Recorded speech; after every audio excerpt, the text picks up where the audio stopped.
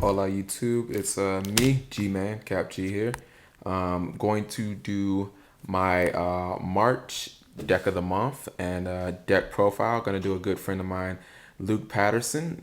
He just topped a regional. He topped forward. He went 9-1, biggest North Carolina regional ever. Greensboro, North Carolina. So I'm definitely gonna show him some love. To give you a quick backstory on Luke, he's really good. He's got a couple of tops.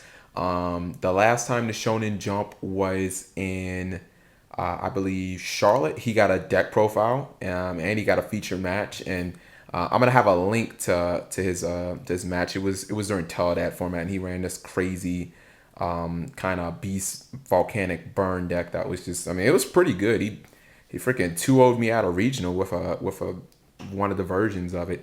And if you ever just looked at his decks, they're really, really creative. In fact, even the deck that I'm going to spotlight right here, even Del Bolito said on Duelist Grounds, is a sick deck. I want to give a quick shout out to my man Blue 831. He hooked me up with these pink card sleeves. Really great guy out of New York. Everybody knows I love pink card sleeves. Look at my deck of the month card sleeves, and he just gave me a fresh pack. He's really creative too. You guys need to check out his channel. Annotation will be on the side. Okay, so to Luke's deck, which is we'll go ahead and call the Fading Raida. So that should basically let you guys know what type of deck it is. It is a Light and Darkness variant, and let's go ahead and jump right into the deck. 2 copies of Light and Darkness Dragon. Light and Darkness Dragon is really beast this format. Glads are big, Synchro Cat is big, and you get Light and Darkness out against those things, and they're freaking done. Light and Darkness with Lightsworn taking a hit, this deck is really, really good because Light and Darkness can really do some damage in this format. 3 copies of Caius, your best Monarch, and you'll figure out why you're running 3 pretty soon. It's a Monarch control variant, so you're gonna want to run 3 of the best Monarch. 2 copies of Thestalos. He wasn't really good last format because he was way too slow, but Thestalos is really good right now. 1 copy of Tongue Twister. Tongue Twister is the card where if you tribute summon it, and it gets destroyed, goes to the graveyard, you get to draw 2 cards and it gets removed from game. So, you play like Soul Exchange, you set Tongue Twister, they kill it, you draw 2, it gets removed from play, and I mean, you use your other combos to get it right back with like the Alchemist and stuff, so it's really nice. 1 copy of Chaos Sorcerer. This deck runs a good amount of lights. I think 2 Alchemists, 3 Valley, and 2 Raidas, and then a bunch of dark, so you can handle that 1 Chaos Sorcerer. 3 copies of Battle Fader. Just what this card did for Monarchs is ridiculous. You leave your field open, they attack, you drop Battle Fader, then you just tribute for a Monarch, or play Soul Exchange and you tribute for Light and Darkness Dragon, and then the combos with Allure and Alchemist, just ridiculous card. That's why I made my list. Cyber Valley. This combos with Battle Fader, combos with Brain Control and Mind Control. A lot of the cards in the deck. It's just really, really good right here. 2 copies of Dandelion.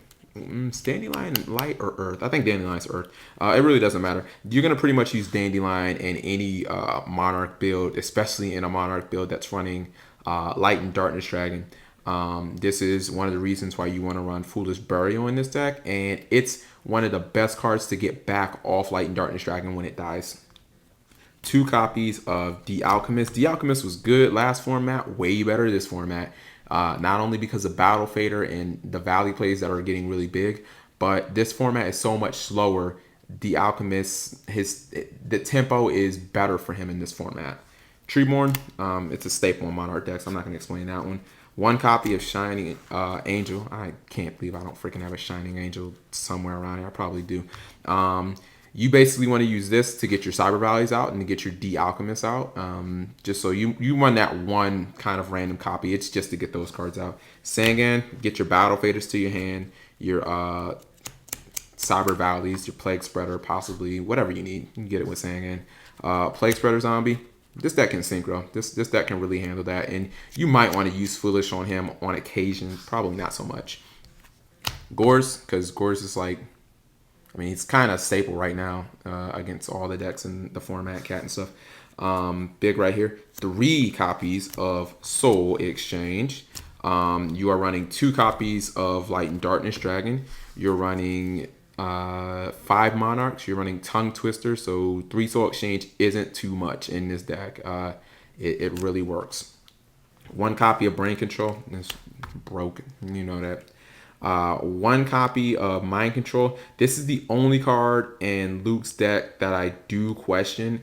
I say that because the only real combos he has with it are Plague and Valley, and I mean, you can't tribute the card, and you know, only 4 of the monsters really work with it. In testing, I actually changed that to Pot of Avarice, simply because with Avarice, you know, I want to be able to get my Monarchs back into my deck once they're dead, and I want to be able to get my Raidas back too. You know, leave the Treeborns and the Dandelions in the graveyard. Everything else you really kind of want to shuffle back.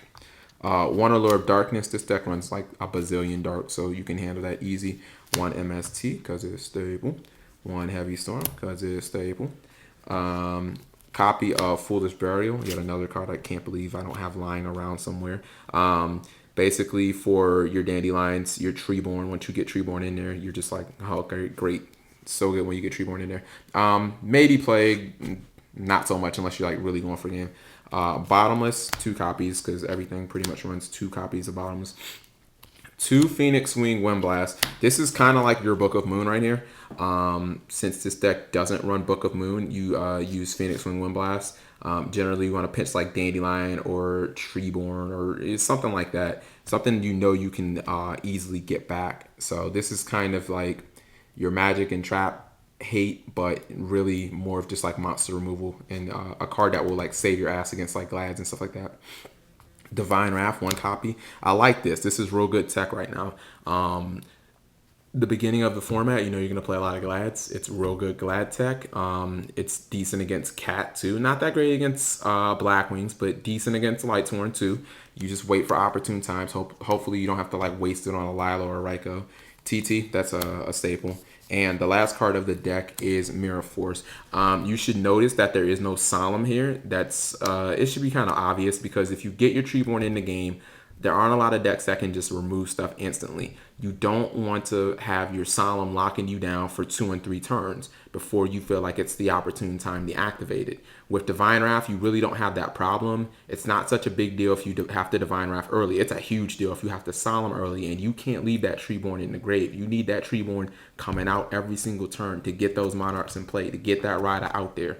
So that's the deck, guys. I really like this deck. I feel that it has an excellent matchup against Cat. All Cat does is set. You use Soul Exchange and you can tear their ass up, you know, and then you get Raida on the field, it's over. Same thing about GBs. You get Raida and they don't have like Chariot or Double Book of Moon or something like that, and you're in really, really good shape.